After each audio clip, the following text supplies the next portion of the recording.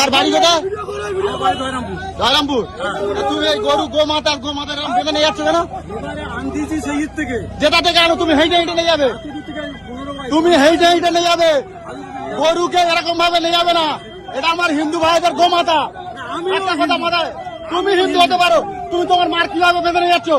তোমার মার তুমি বেঁধে বেঁধে নিয়ে যাবে, বেঁধে বেঁধে তোমার মার তুমি নিয়ে যাবে, এরকম কিছু হয় নাকি? সব বন্ধ, বন্ধ করুন, আর বন্ধ গরু চালান দেখ।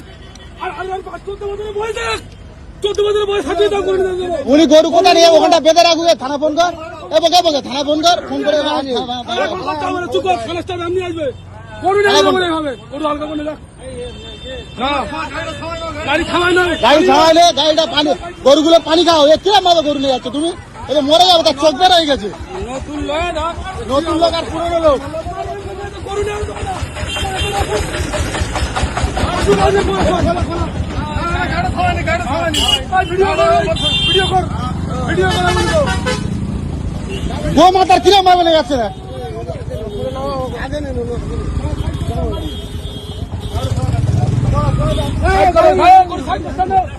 হ্যাঁ যেটাই পরে নিয়ে যাও, তোমরা হেঁটে নিয়ে যাও, চালান করে নিয়ে যাও।